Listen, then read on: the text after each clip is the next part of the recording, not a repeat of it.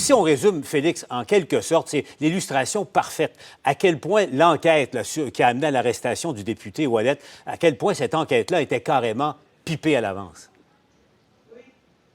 Cette enquête qui s'appelait le projet A, Paul, et tous les gens qui ont fait partie de cette enquête, en fait, plusieurs sources autour de cette enquête, rapportent aujourd'hui qu'un coupable était. On va rétablir la communication avec Félix parce que Félix, bon, il est allé de plusieurs révélations au cours des mois parce que c'est le dernier élément en ligne de cette longue saga. Est-ce qu'on est en mesure de rejoindre Félix en ce moment? Mais je retourne à mes jouteurs, à Caroline et à Thomas. Bon, Thomas, tu es aussi avocat de formation. Mais quand on parle ici d'avoir faussement intercepté des communications, qu'est-ce que ça révèle? Qu'est-ce que ça dit? Bien, c'est très grave comme accusation, mais j'oserais ajouter, c'est très grave que la personne visée par ces accusations soit en train d'être pointée du doigt pour des accusations qui sont décrites comme criminelles. Alors, la lieutenante en question a autant droit à une justice rapide et un éclaircissement de cette situation que le public a le droit. Sans parler de Guy Ouellet. Guy Ouellet m'a remplacé dans Champmédé, je le connais bien. J'étais toujours bouleversé par toutes ces accusations-là, puis je me souviendrai toujours de la phrase du président de l'Assemblée nationale qui disait « qu'on accuse ou qu'on s'excuse ». Bien, c'est Jacques Chagnon qui avait raison. En tout cas, on ne s'est pas excusé encore jusqu'à maintenant. Retrouvons Félix. Donc, je reviens à ça. Félix, une enquête, si on comprend là, ce qui est écrit noir sur blanc, et je le résume et je le rappelle, c'est une enquête qui était orientée à l'avance. Tous ceux qui sont près de cette enquête qui s'appelait le projet A, Paul, nous disent une chose. Il y avait un coupable de désigné dans cette enquête et on a utilisé une forme de vision tunnel afin de l'arrêter. Donc, on aurait, bien sûr, parce que tout ça reste à être soumis d'ailleurs au test des tribunaux et au grand test de la vérité et de l'enquête du Bureau des enquêtes indépendantes, on aurait, si vous voulez, placé parallèlement à cette trame-là qui menait à l'arrestation de Guy Ouellet tous les éléments que l'on aurait considérés bons et en notre faveur pour obtenir son arrestation. Alors, c'est un peu ça l'histoire du projet A. Vous dites que les dés étaient pipés à l'avance.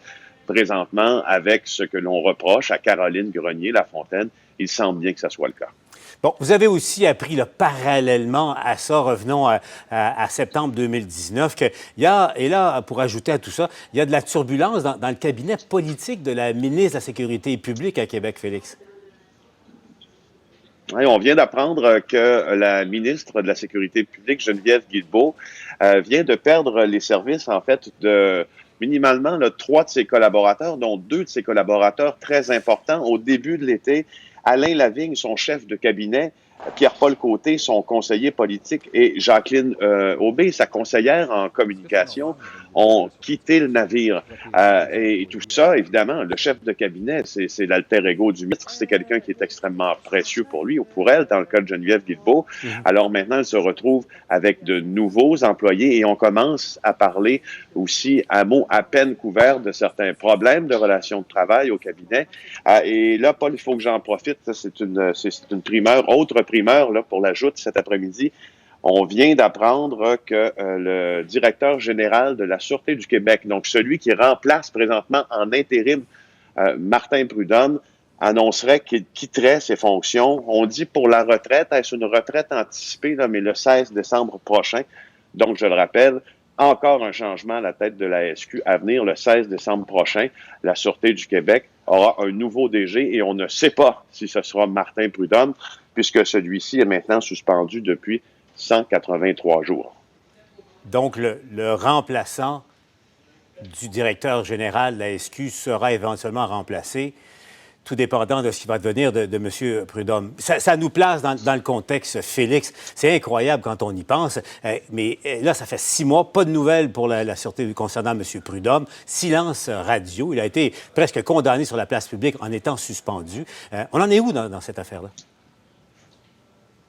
Ben, écoutez, ce qu'on peut vous dire de très bonne source, c'est que près de la ministre de la Sécurité publique, Geneviève Guilbeault, on commence à être assez irrité des révélations qui, de jour en jour, font état d'un système policier au Québec qui, à l'avis de plusieurs, semble commencer à se disloquer. Est-ce que nous sommes en train de parler au cabinet du ministère de la Sécurité publique d'une enquête publique, justement, sur le comportement de la police en 2019 au Québec? On n'en est pas là, mais ce qu'on sait, c'est qu'on est en train de se poser des sérieuses questions sur ce qu'il faut faire pour donner un coup de barre important dans le domaine policier. Félix Séguin au bureau d'enquête. Merci, Félix.